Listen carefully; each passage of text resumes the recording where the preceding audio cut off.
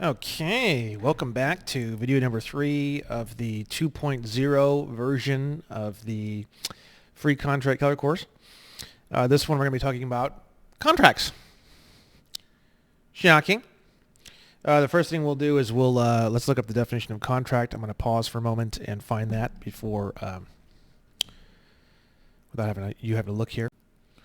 Okay, here's the word contract. Let's look it up together. A promissory agreement between two or more persons that creates, modifies, or destroys a legal relationship. An agreement upon sufficient consideration to do or not to do a particular thing, right? And this is the key for this particular video, this word consideration, right? This is what we're going to be getting into just in just a moment, right? Let's look over some more of these definitions, though. An agreement between two or more parties, preliminary step making of which is offer by one and acceptance by other, in which the parties meet and concur in understanding of terms. If they don't understand the terms, you could say, I don't have a contract, which we're going to get into. Most things in your life, you don't understand the terms. So most things in your life are not a contract. A deliberate engagement between competent parties upon a legal consideration to do or abstain from doing some act. An agreement creating obligation in which there must be competent parties, subject matter, legal consideration, mutuality of agreement, and mutuality of obligation. Right? We should probably look that up too. Obligation. Let me add that to the list. Obligation. And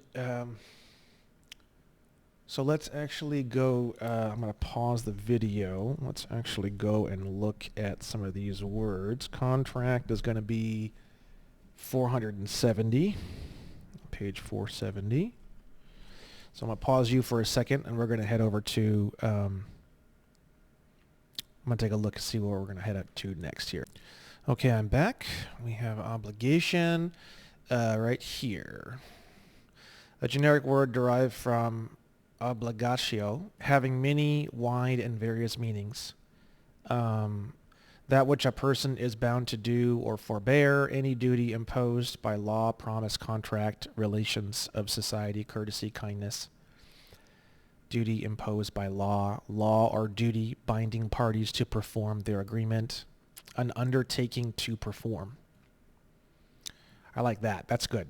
That's my favorite one so far. An undertaking to perform. Right? That which constitutes a legal or moral duty and which renders a person liable to coercion and punishment for neglecting it. That's interesting. So it's like a duty that has consequences if you don't do it. I mean, most things do. I mean, if you screw around with somebody, you don't need, something bad is going to happen to you if you screw around with somebody. It doesn't need to be written on a piece of paper to figure that one out.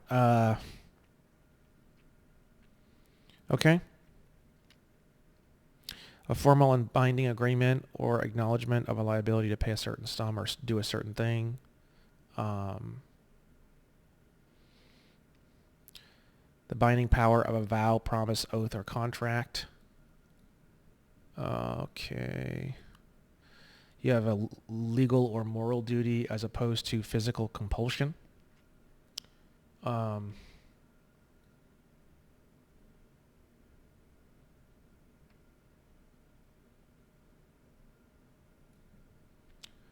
Again, I'm not going to go too crazy. There's a lot here. We can keep going, but you should look up a lot of these words that I'm going over in this course with you are pretty important. So we have obligation there, and then we have one of the things I often do too, because of my religious teachings as a Scientologist, I often look up the derivation, right? And we're going to get into that here anyways in this video. Obligation. So we have the word here, and then we can study it. A binding pledge, the background of the word. Obligation, duty, responsibility. A binding. Interesting. To bind, bind up, bandage. put under obligation, oblige. Interesting. That which one is bound or obliged to do, especially by moral or legal claims. Let's see here. To bind by oath is oblige. Put under moral or legal obligation. Devote. Engage one's faith, commit oneself, or pledge oneself. To bind up, bandage, put under obligation, right? Just real quick, when it comes to derivations for words, if you're looking at the derivations of the words like this, the online etymology dictionary, ETYM online, is phenomenal. And then I wanted to share one other thing with you that I think you should get. It's only a phone app, I believe. It's called Etymology Explorer. And it has a little tree, white tree with a green section around it. You know, I don't think it's available outside of being a phone app. So I paid a lifetime subscription to this. I think it's like $200 or $300 or $80 or something for a lifetime. You can do monthly, I think yearly and lifetime. I was so blown away by it. I wanted to support the designer, and I did lifetime. So it breaks the words down into all these different etymology trees. You can see the meanings. You can click on individual aspects of the meanings, and you can break it down even farther. This is what it looks like, the full detail page for each individual page, and usage notes. You can click on to hear the sound of it as well, but it's mainly involving the historical aspects of the word. You can see Family Explorer. You can see it breaks down hidden and shocking bridges between words and sections of words. And yeah, it's just really badass. I don't use it a ton personally, but I think it's an excellent resource that you should definitely be using. And I think that the online etymology dictionary is amazing. I've been using this every day of my life since probably 2010 or 11. Literally, I think like every day of my life I've used this online etymology dictionary. It's just one guy who's built all this. If you go to who did this, you can see here this dude writes about his past and stuff or whatever, and it's just the best. This dude's the best. So supporting him is super cool, and these are great resources. You should have this on your phone, and you should have this easily accessed. There's an app for the online etymology dictionary too, but it's just the website. It's just a cool little app that just takes you to the website. So you can use that if you want. So we looked up obligation. Now we're going to look up value. We need to figure out. Actually, we're going to look up consideration. So it's 454. We saw that word under contract. We're going to look that up, right? Consideration, a technical term. Let's see. No. The inducement to a contract, the cause, motive, price, or impelling influence, which induces a contracting party to enter into a contract. A reason or material cause of a contract. Right. Consideration is not to be confounded with motive. Consideration means something which is of value in the eye of the law, moving from the plaintiff, which is the person who's suing somebody else, the initial suing person, right? The offensive person, the person attacking the other person, either of benefit to the plaintiff or of detriment to the defendant. So again, this is a really good definition. Consideration is not to be confounded with motive. Consideration means something which is of value in the eyes of the law, moving from the plaintiff, either of benefit to the plaintiff or of detriment to the defendant. Oh, I like that. Oh boy, I like that. Let's take a look here. Consideration. We have just a noun. Okay, good. Let's take a look. A beholding, looking at, a keeping in mind, contemplation, reflection. Let's see. Consider, taking into account, act of paying attention to, examination, thoughtful or sympathetic regard, that of which should be considered. Something given in payment. Excellent. That's what we're looking for as a recompense for service. That's the one that we were looking for. Something given in payment. Now, mind you, we're going to get into this more as we go forward, but the definition of the word payment, people typically think that means to give Federal Reserve notes. That's you'll learn later on when we get into all the financials and stuff. Payment, we should actually just get into that now. It's just such an important word. Let me pause the video for 1 second. Okay, good. So we're going to look at payment now. Payment, the fulfillment of a promise or the performance of an agreement. It's got nothing to do with Federal Reserve notes, bro. I fucking hate that shit. It's got nothing to do with Federal Reserve notes. Make your payment here. Oh, that means I type in a credit card or send those green paper things from my wallet. No. No. You will learn a lot more of that later in the course, but please begin to break your mind from these horrible fixed ideas that are just terrible.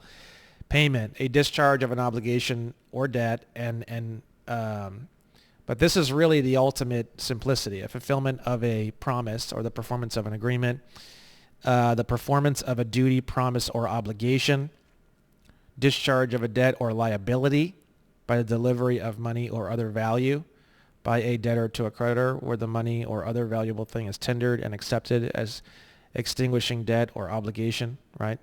Also the money or so it's more than just money. Payment means to perform or to complete some kind of obligation or whatever, right? And that's kind of the whole point. I wanted to show you that because you're going to need that definition when we get into the financials. It's going to be really important, okay? When we get into the infinite money stuff later in the course, okay? So let's get back into this. So we went over payment. Where was payment at? I think it was right.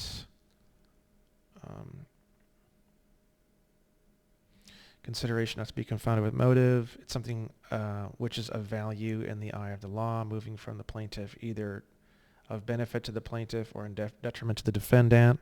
Let's go look at value really quick. We're going over this because these terms we're looking at are the basis of all contracts, and contracts are the basis of everything. If you don't understand these terms and you don't understand contracts, you can't have any success in the law at all. You will just die, okay? Value. The utility of an object in satisfying... Oops, what do we got here? Oh, I typed on the numpad again, I think. Damn it. Value. The utility of an object in satisfying, directly or indirectly, the needs or desires of human beings, called by economists value in use, or its worth consisting in the power of purchasing other objects, called value in exchange. So the utility of an object in satisfying the needs or desires of human beings. Pretty interesting. Pretty interesting, right? Pretty interesting definition. Any consideration sufficient to support a simple contract. Valuable consideration. This term is often used as an abbreviation for valuable consideration, especially in the phrases purchaser for value, holder for value. In economic consideration, the word value, when used in reference to property, it may mean blah, blah, blah. Okay. So you kind of get that. It's kind of cool. You probably didn't have a terribly wrong definition on that, but I just wanted to expand that out for you a little bit. It's pretty interesting, the definition. So going back to obligation, I think is where we were at just a minute ago. 1299. We can look at value here as well. Let's make sure you're still with me here. Let's go to value.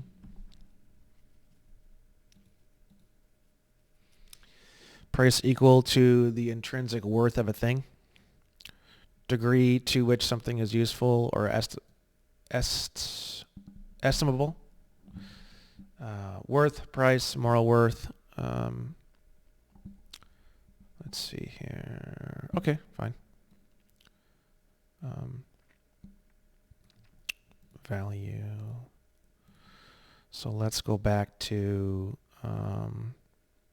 obligation. Obligation, right? What do we have here? Where were we on this? We were down here. Let's see. Written promise to pay money or do a specific thing. A formal and binding agreement or an acknowledgement of a liability to pay a certain sum or do a certain thing.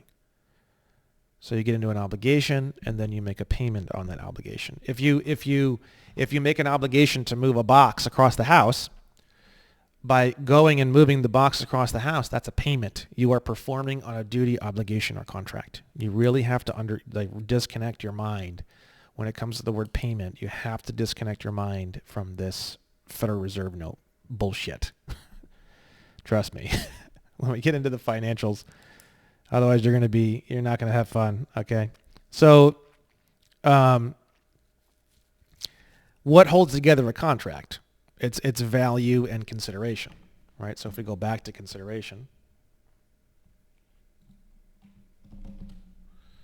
and value we've already figured out pretty well, and consideration.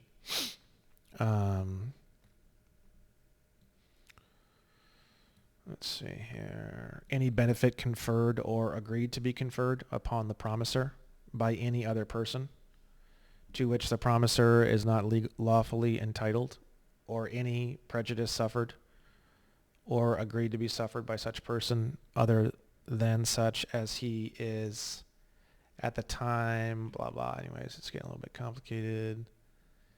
So something that moves from the one party to the other, or something that is agreed to be moved, right? A benefit to the promisor or a loss to the promisee, right? This is the most important part. I wanted to show you this. This is key. This is so key, right? But nothing is consideration that is not regarded as such by both parties. This is like massive. This is like the biggest thing ever, right? And the reason why I'm showing you this is because we're going to get into how do you change all these contracts and do all these things, and what right do you have, right? Because you're going to go in and you're going to start changing all these contracts. People are going to tell you can't do certain things. Yeah, it's all bullshit. So the two things that hold together a contract, as you saw even in the definition of a contract, if we go back, right? Let's see here. 470 was contract, right? Let's go down, down, down, down. Was it 470? I'll pause it if it's not here. There it is. An agreement upon sufficient consideration to do or not do a particular thing.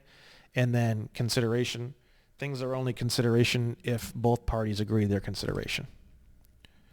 If they're not in agreement about it being consideration, it isn't consideration. That's the most important thing in the world for you to learn. Okay, so without consideration, if, like for example, a driver's license, you think a driver's license allows you to drive. It doesn't. It's got nothing to do with that at all. And we're going to get into that later in the course. When you actually realize that the driver's license is not giving you anything of value or consideration, and actually, in fact, it's just a type of enfranchisement that gets you to sign over stating that you're a U.S. citizen, and then they just give you this teeny little right to basically operate a vehicle on the highways to transport property and people for compensation. It's basically a job. It's the right to be a chauffeur. That's basically what a driver's license is. Once you realize that, you can say, well, wait a second, we don't have a contract because I don't consider anything that you guys are doing consideration. Right? It's very simple, right? Right now, a lot of you guys think that Federal Reserve notes are consideration and driver's licenses are consideration, and these are all consideration.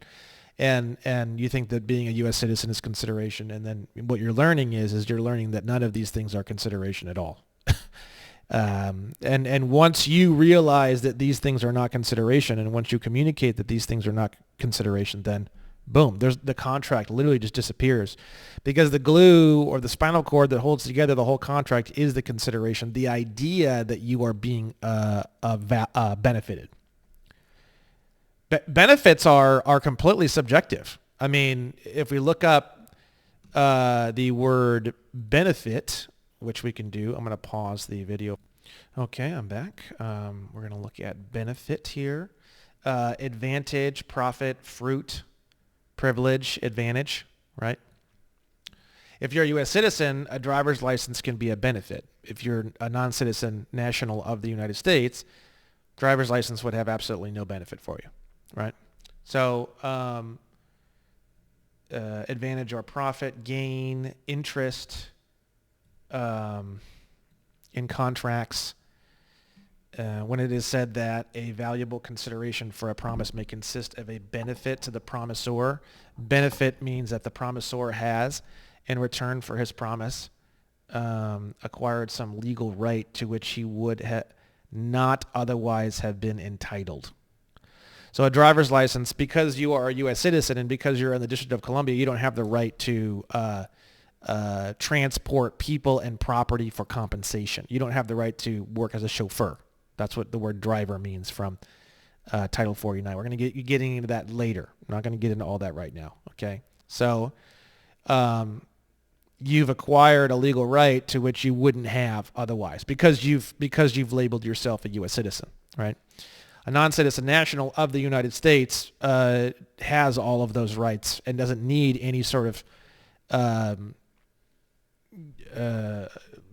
you don't need to acquire some legal right to which he would not otherwise have been entitled. You're already entitled to all of that. See the Constitution and everything else, right? It's sort of like firearms. You need a license to have a firearm because firearms are not covered under the Second Amendment. So you need to acquire a legal right to have firearms because you wouldn't otherwise have been entitled to have them. Whereas arms, you wouldn't need any sort of a license or anything to have arms because you are already entitled to have them through the Second Amendment. You see that? So all contracts that you get tricked into have secret benefits, secret value, and secret consideration. And you think you are getting something of benefit, of value, and consideration. And that is, I'm telling you, bro, like, I'm going to go full screen on this. I'm telling you, like, what I just said and what we just cleared up is the most important thing ever. Because what's going to happen is I'm going to show you piece by piece by piece how all of these things that you think are benefiting you and you think are valuing you and you think are consideration for a contract are not. And as soon as you realize or decide to realize, I don't know, whatever, as soon as you say to yourself, well, shit, this doesn't help me at all. Bing, like literally, I'm not even kidding. It's not when you file it in or when you turn it in or when you say no. It's that moment, that Bing moment when you say, holy shit, this driver's license or this whatever doesn't really give me any benefits at all whatsoever. As soon as that happens, you would no longer consider it consideration. Bing, as soon as you no longer consider it consideration, there is no consideration, there is no benefit, there is no value. Bing, there has to be benefit, consideration, or value in order for there to be a contract. Bing, there's no contract. Bing, boom, boom. It's that simple, right? You should always be asking yourself, am I getting any value from this? What benefit am I getting from this? Am I enjoying the benefits of this? That works for everything. We're going to get into property taxes and stuff a little bit later, but I pretty much just explained all of property taxes for you. If you don't feel as though what you're paying is equal to what you're getting consideration-wise, you can sue the county. We're about ready to sue our first county, actually. It's very exciting. You can sue the county for forcing you to be involved in a contract without consideration, right? Which is that's considered forced labor and involuntary servitude and peonage, which is debt slavery, and then enticement into slavery. There's all sorts of things that you'll see that you can use and it's also fraud, obviously, right? And I wanted to cover fraud can be done here. This is the next section on this because that's pretty much all I wanted to say on that. Fraud can be done through omission or commission. Just wanted to make sure you guys knew that by not saying things and tricking someone and not being clear and direct, and then also by saying things that aren't true. There's both ways can be fraud. A lot of what we're experiencing is fraud through omission, fraud from things they don't tell us, like the definition of the word driver, right? Just to give you a teeny tiny little slice of that, 49, CFR 390.5, I think it is. Let's see, and then we have driver.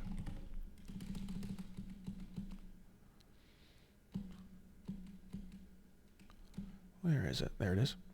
Driver means any person who operates any commercial motor vehicle. The term motor vehicle means it's commercial, right? California definition of automobile.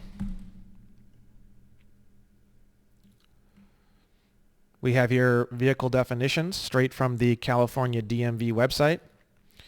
You have an automobile as a passenger vehicle that does not transport persons for hire. This includes station wagons, sedans, vans, and sport utility vehicles.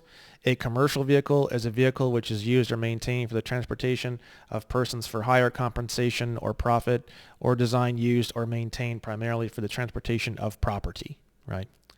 So you think you were given a license just to cruise around in a car.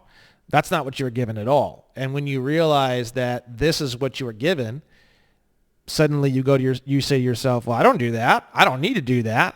So what the fuck? How does this benefit me? You see that? Boom, bingo.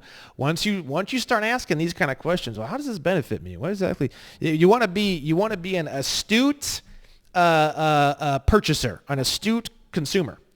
You go in there and you want to buy a car and you're asking all these questions and how is this the best car for me and all this kind of thing. If you do that with all your contracts, including all these bullshit contracts, it's very effective because they can't put you into any contract unless you consider it to have consideration inside of it, right? That includes driver's licenses, that includes Social Security, that includes federal income tax, state tax, sales tax. The list goes on and on and on and on and on. Property taxes, you can sue the county. Very, very fun. We're going to have a lot of fun doing that here pretty soon. I'll probably have this course done before we get into that litigation. So that'll probably be something that you'll want to be signed up for my email list in order to get notifications on that when that finally goes through. Okay. Next thing I wanted to cover here is unlawful conversion, I believe. Unlawful conversion. That's like if someone takes your property, like stealing, I guess. I don't know why that's here, but anyways, there you go. Unlawful conversion is stealing. I forget why I put that here. Unjust compensation, one-sided contracts, right? So there has to be adequate consideration. Let me find that for you. I'm going to pause this for a moment. So this gets into the better idea of consideration. You have consideration, and then you have adequate consideration, one which is equal or reasonably proportioned to the value of that for which it is given. One which is not so disproportionate as to shock our sense of that morality and fair dealing, which should always characterize transactions between man and man. Fair and reasonable under circumstances. Reasonably just and equitable. Right? Let me see here. Adequate compensation. No. Adequate just by itself, just the word. So we got, So adequate consideration, right? If it's not adequate consideration, what we have is we have what's called, I believe, an adhesion contract, right? It is a binding agreement between two parties where one party has more bargaining power than the other. The power with more power drafts the contract and presents it to the other party on a take it or leave it basis without the opportunity for negotiation, right? Let me pause this for a minute and see if I can find this somewhere else. So I couldn't find that, but I have here unilateral contract is a contract that only benefits one side, right? It's not really a contract as per the definition, right?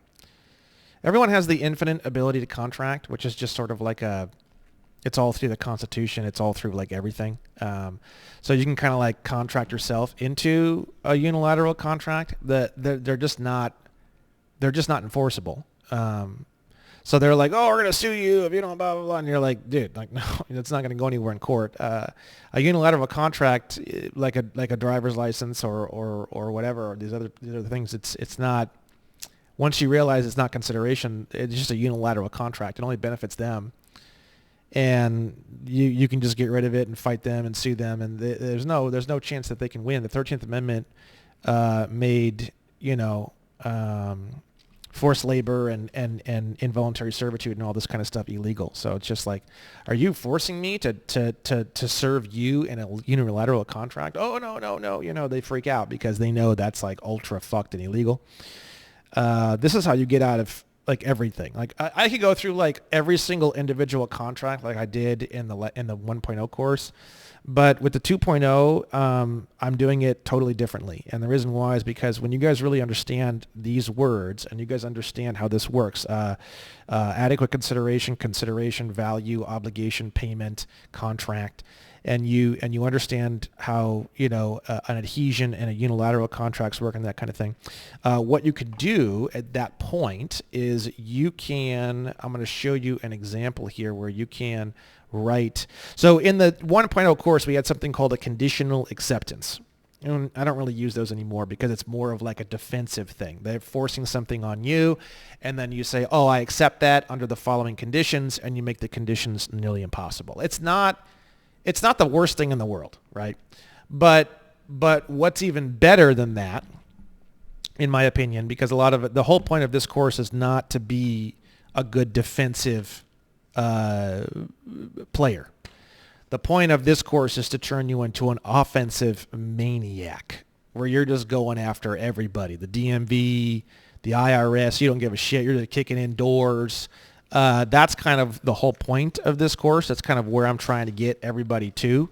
That's what we need to fix this country, not a defensive boo-hoo trying to get shit dismissed attitude. That's pathetic. That's what we have now. It's not working. So what we need is kicking in doors, going fucking berserk, in a good, healthy way of like actually fixing the issues of the country, not just to be a maniac for no reason. Okay, so the better term is this term novation, right? A novation just means a change in a contract. So when you're on Facebook or something like that, and it says if you continue to use Facebook, you agree to our new terms and conditions.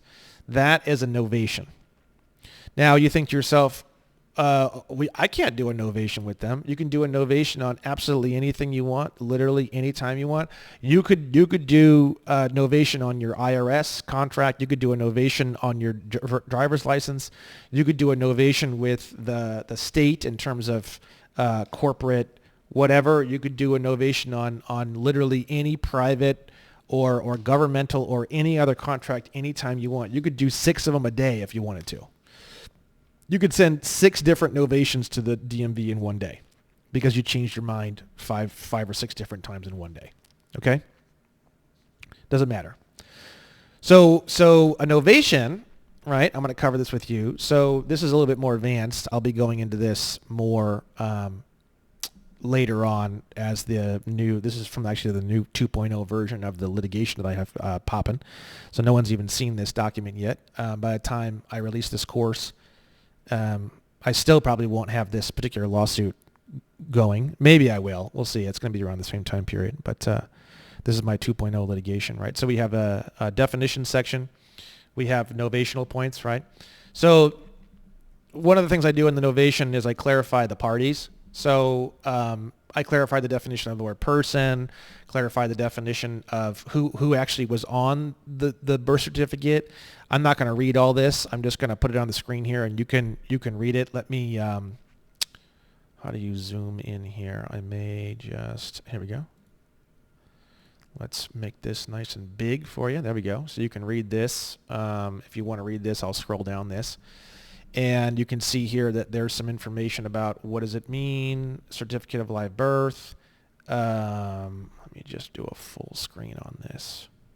You guys still with me? Yep. Let's make this even easier for you. There we go.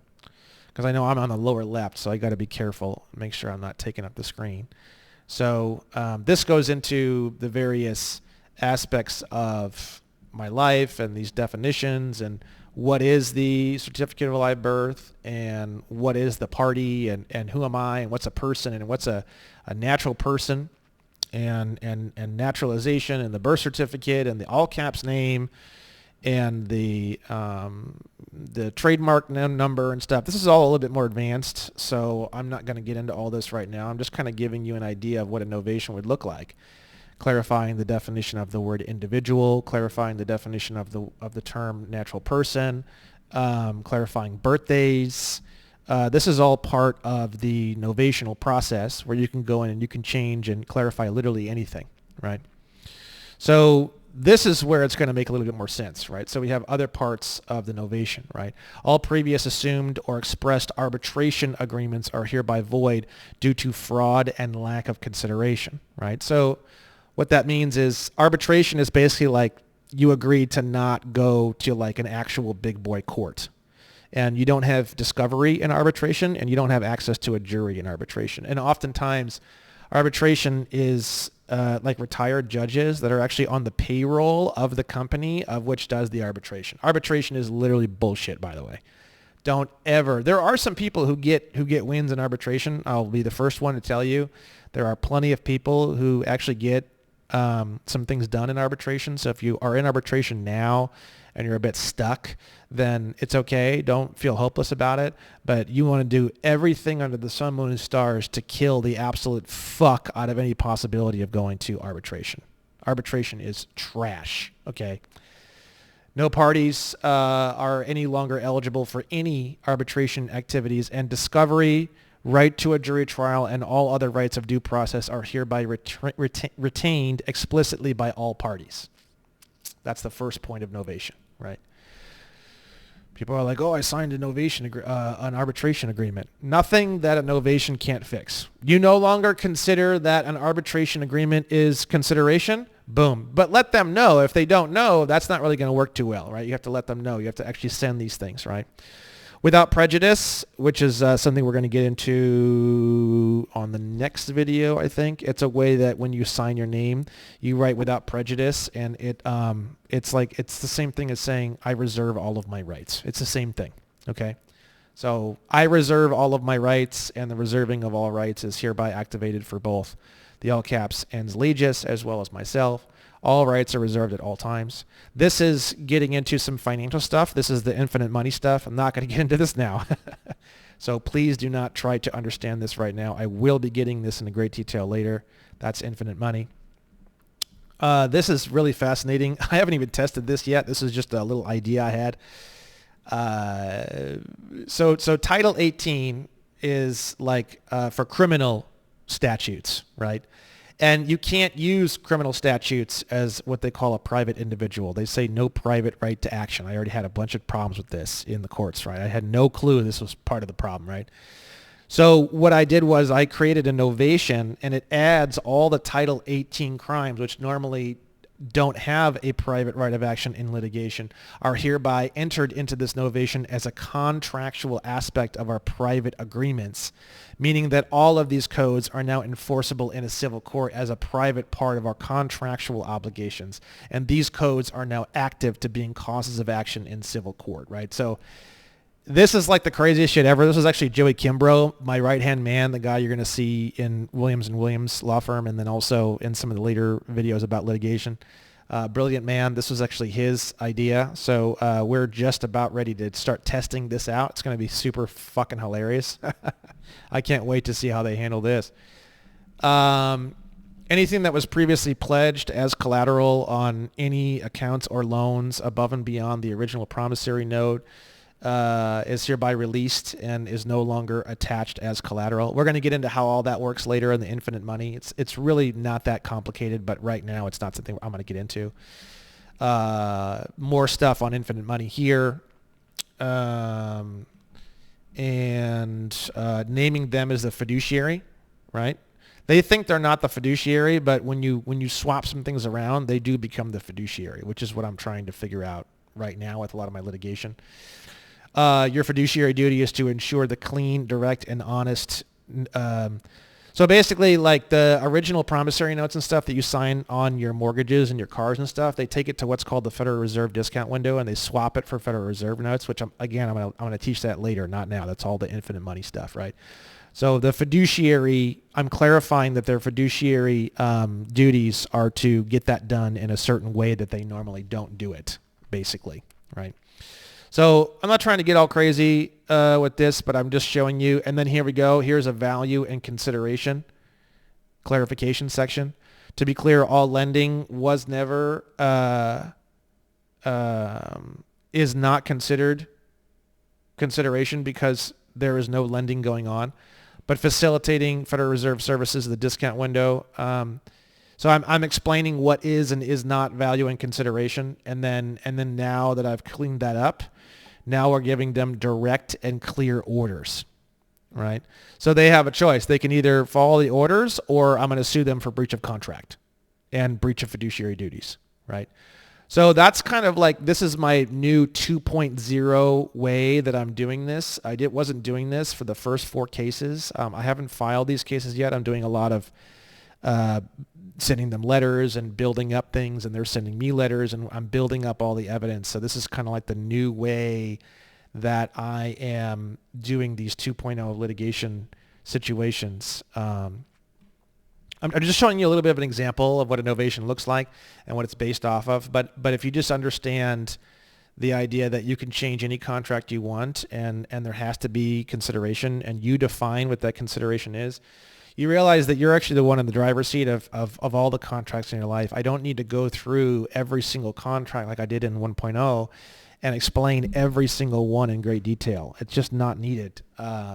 What is the consideration? What do you consider the consideration? I can't define what you consider valuable.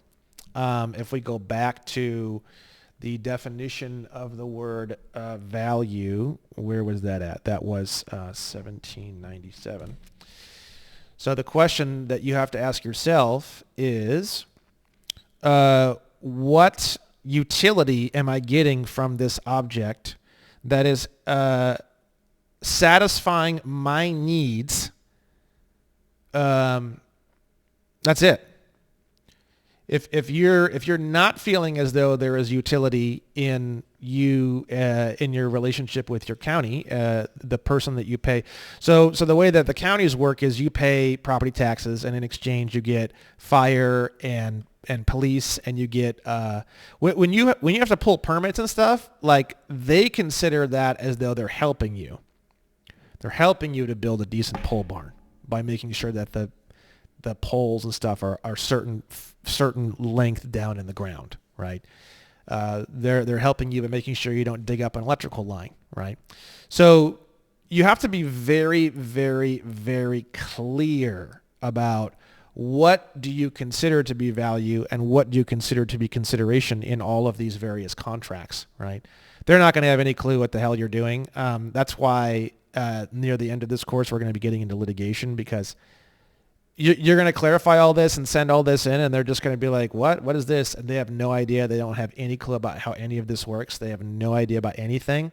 And you're going to kick their door in and drag them into a courtroom and bash their skull in, right? It's going to be awesome. It's the greatest thing ever, okay? So that's the whole point of this course. We're going to go through all the different aspects, and then we're going to teach you how to do that at the end. I'm going to teach you how to do that at the end, okay? And Joey as well will be there as well, helping you, okay? So conditional acceptance is cool, but I don't really use it anymore. Novation is pretty much, but I'm never on the defense. Bro, people I sue won't even counter sue me in the lawsuit, which is literally free. No one will sue me. Like, I want people to sue me. Like, I literally ask them to sue me, and they will not sue me. Like, I'm not kidding. So I have no choice, but I'm completely on the offensive. I've got 13 cases that I'm working on. I'm just like, no one will play with me, literally. So novations are good, because when you're on the offensive and you're trying to, like, clean all this up and you don't have anybody coming after you, novation is what you're going to be using, not a conditional acceptance, right? So just to be clear about that. And you can look at some of my old videos and stuff about conditional acceptances if you want, but I'm telling you, this information here I'm giving you right now, I'm telling you, is 1,000 times better than any of the stuff I did before. It's just the way it is. I've been studying every day nonstop for 2 years, okay? As you're starting to learn in this course, words and the definitions of words is the most important thing by far. You should be looking up words constantly. Money does not mean what you think it means. Driver does not mean what you think it means. Motor vehicle does not mean what you think it means. Contract does not mean what you think it means. Value does not mean what you think it means. Consideration does not mean what you think it means. United States does not mean what you think it means. Citizen does not mean, as you can see from this course, nothing means what you think it means. And that's the issue. You are living in a delusional nightmare. And that delusional nightmare is made up of incorrect definitions of words. Okay, so that's kind of the whole point of this. I had a whole video on the 1.0 course where I went into that and just kept talking about it for like an hour and a half, and there's no point. That's all that you need to hear. Another thing when it comes to contracts, I'll show you a couple things here. So Article 1, Section 10 of the Constitution. Article 1, Section 10.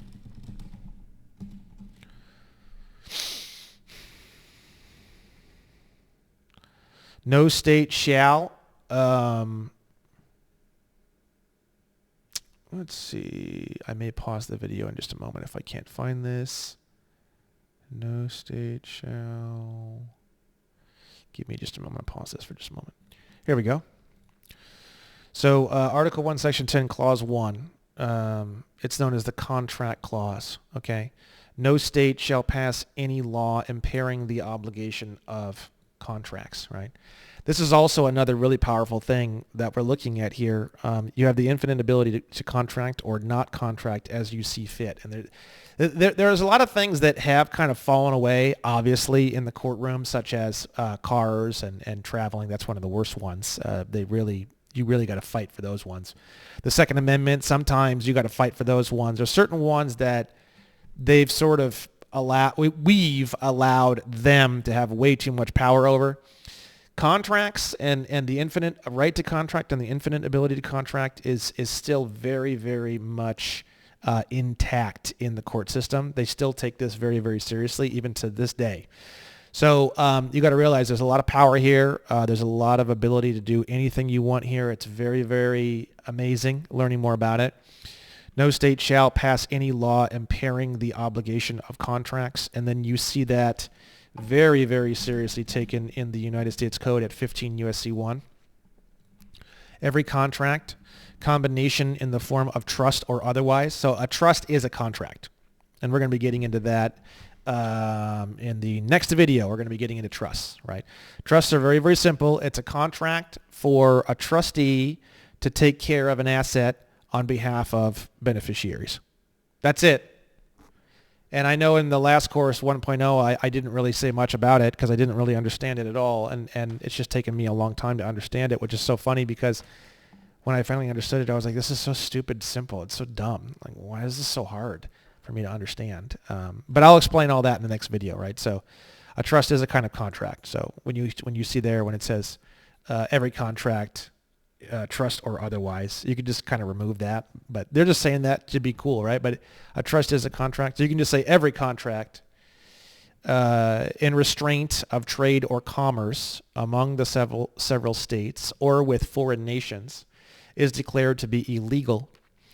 Every person who shall make any contract or engage in any combination or conspiracy hereby declared to be illegal shall be deemed guilty of a felony, and on conviction thereof shall be punished by fine not exceeding $100 million if a corporation, or if any other person, 1 million, or by imprisonment not to exceed 10 fucking years in prison. So this is taken very, very seriously. And as you can see, just to kind of get you used to looking at it, you can see here, if this first number is an 18, those are the ones that is Title 18. You don't have private right of action on those. You would need to go to your local DA or your local prosecutor to try to get them to get an indictment signed, and they would need to be the one to pick it up.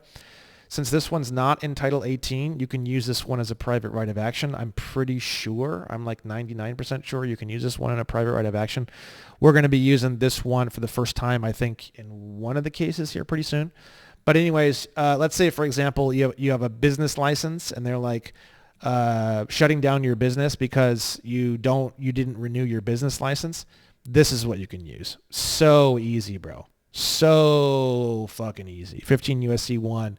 10 years in prison for trying to stop you in any commercial activity.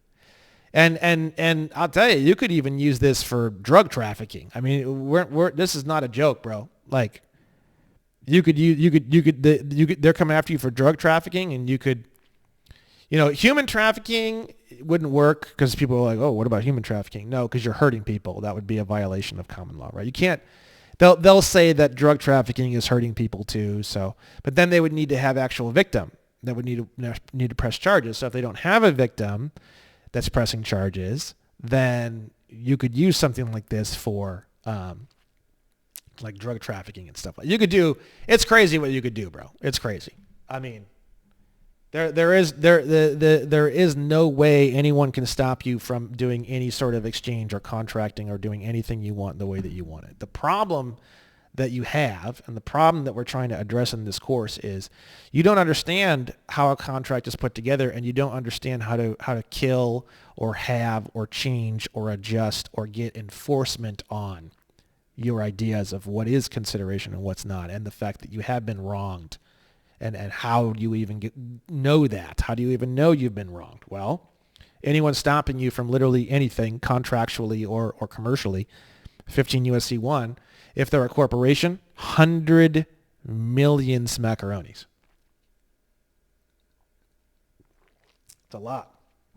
It's a lot. I've never personally seen any financial penalty anywhere that is larger than 15 USC 1. It's the largest financial penalty of literally anything I've ever seen. And this just goes to show you that they take this very, very seriously still, even to this day. It's very serious. It's very, very, very, very serious, right? And that's why the whole tickets are all just commercial citations on the side of the road. It's all just a commercial thing. They're just creating these commercial little pieces of paper, and everything's commercial in the stock market and all this craziness, and you're going to learn more and more and more of that as we go forward. But it's all commercial, and that's why it's so free. That's why they turned everything into a commercial system, is because the freedom in commerce is taken very seriously. So it's something that you should be aware of, right? Let's see here. Yeah, Article 1, that, and then there's some shocking words that I wanted to show you the derivation of that are very interesting. The definition, a couple things. The definition of the word word. Definition of the word word. A single, distinct, meaningful element of speech or writing used with others, or sometimes alone, to form a sentence, and typically with a space on either side, written or printed, right? I mean, it's good to know that even something as simple as the word word might be not fully understood by you. The word term, what is the definition of the word term? A term is a word or phrase used to describe a thing or to express a concept, especially in a particular kind of language or branch of study. So it's like a specialized word, right? Like in law and all that, we say non-citizen national of the United States. That would be a term. It's a whole bunch of words, but it's a special thing, series of words used to describe something within a special subject. So that's why I use the word term a lot, because in law we're using a lot of terms, mainly, more so than words. Every word is usually a term in this stuff. That's why it's so difficult to follow, right? And then we have some really strange derivations that I wanted to show you just for fun, just to kind of pique your interest. The word argue, by the way, this is actually great. Jeez. I made a whole video about this in the last course in 1.0. Give me 1 second here. I might pause it for a minute. So the word argue is pretty mind-blowing. I made a whole video about it in the last course because it was just so mind-blowing. I forget exactly where I saw the definition of the word argument at this point in time. I'm not going to go look it up. It means to make clear. And you can see that here in argument, an effort to establish belief by a course of reasoning. So argue or argument does not mean what you think it means, where it's like to fight or whatever bullshit people think it means. It means to actually come to a belief of something or an understanding of something through reasoning and to make things clear, right? And you can see that here in the derivation, to make reasoned statements to prove or refute a proposition maintained an opinion or view, right? To make known, to make clear, make known, prove, declare, demonstrate. Here we go. So this is where I got that from, the derivation here, right? To make clear. I really enjoyed that. That's my favorite one, right? To argue, right? So this is really good too. Look at this one. To make bright, enlighten. Ooh, boy. See, now these are the things that by clearing up these words and looking at this thing in a new way, you're going to have a lot more success in the courtroom. Because if you and you don't have to, we're not doing all this and going to get into all this because you have to litigate. I know a lot of people don't want to do it, but I'm trying to build this course out in a way where by the end you'll probably want to do it. Even if like it's the worst thing on the planet right now for you, like it's literally like you'd rather stick your dick in a light socket or sit and spin on a gigantic delicious cucumber. I'm trying as hard as I can to get you to, at the end of this course, be like pretty down with and like ready to kind of rock and roll with litigation. Whether you do or not, it's up to you. But that's just kind of like where I'm trying to take this because we need to fix a lot of things. And if we don't have people kicking in doors and making this happen, then we're just going to have, this country is just going to go to shit, dude. This is like, I don't think we have a whole lot of time left. We need to do something. So that's why I'm doing this course, and I'll get more into that in the later video when I'll do an introduction about me and talk about me. I wanted to show you the definition or the derivation of the word weird. I thought that was really interesting.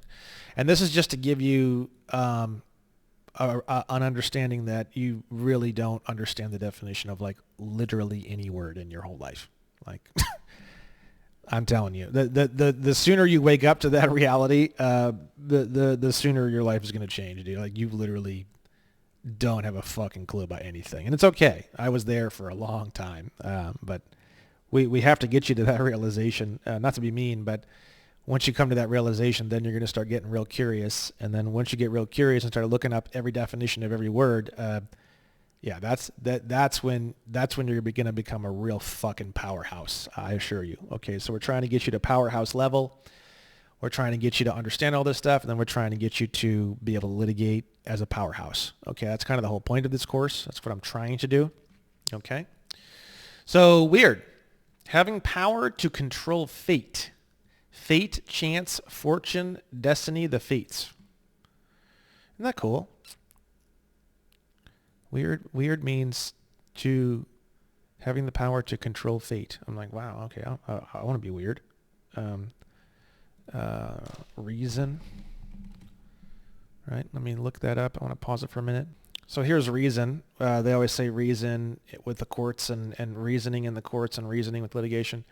A faculty of the mind by which it distinguishes truth from falsehood, good from evil, and which enables the possessor to deduce inferences from facts or from propositions, right? So like reason is like being able to see truth from lies and being able to pull truth from like a bunch of pieces of information, right? So reason is really, really important. You'll need to understand that idea. The intellectual facility that adopts actions to ends. Look at that. How cool is that as a derivation, right? Statement in an argument, statement of explanation or justification. So all of litigation is essentially reasoning or arguing. Arguing means to reason, right? So that's why we're looking at this. Course, matter, subject, right? Sanity, degree of intelligence that distinguishes men from brutes. How cool is that? Super cool. By the way, real quick, the whole point of doing all this and the whole point of what we're trying to do is you're trying to paint a picture of what a word means. And when you can really, really paint a picture in your head and you have like something just clicks and you're like, okay, I really got it now. That's kind of what we're trying to get to with most words. We're trying to get to that point with the word where it just kind of clicks. So typically, you want to keep looking at different definitions and derivations and stuff until the word really clicks into place.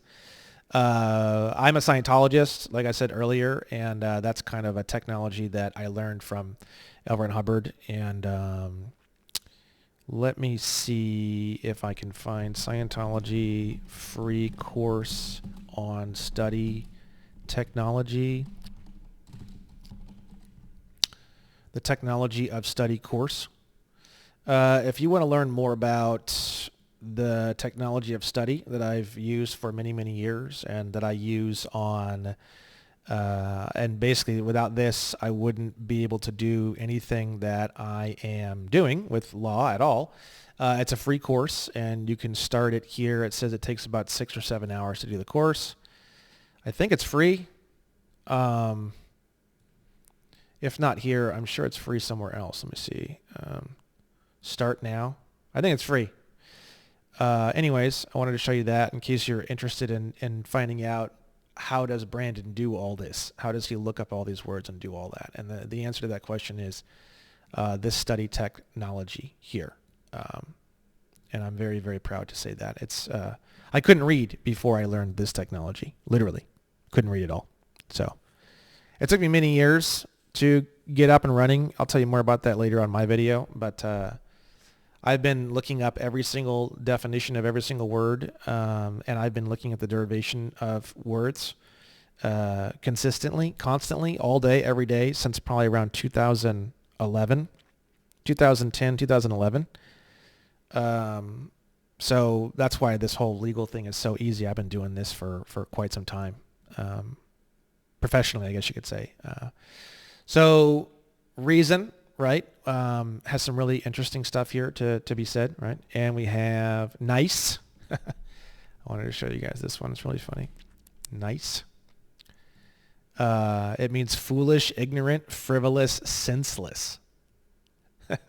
Careless, clumsy, weak, poor, needy, simple, stupid, foolish, silly, ignorant, unaware, not knowing. I love this. Timid, faint-hearted, fussy, fastidious, dainty, delicate.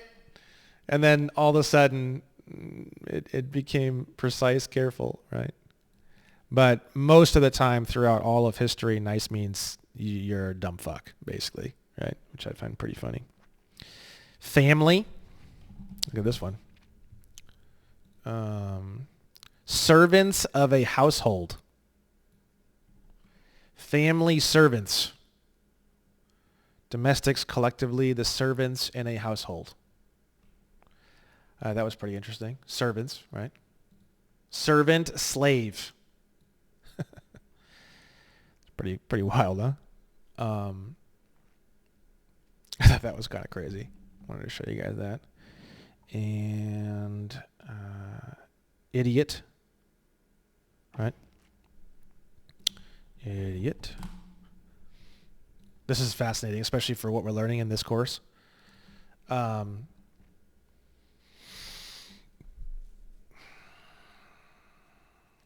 Private person, as opposed to one taking part in public affairs, which means government affairs.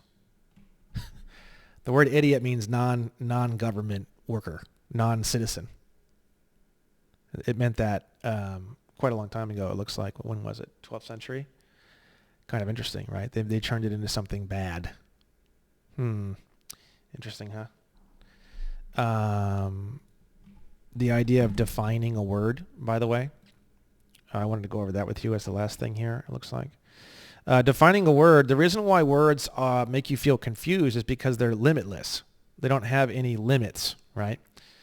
So the entire point of defining a word is to bring it down and to clarify the boundaries of the meaning of the word. It's to basically build walls around the word so that you can understand the boundaries of it and the boundaries of its meaning and usage. That's the whole point of the idea of defining anything, right? What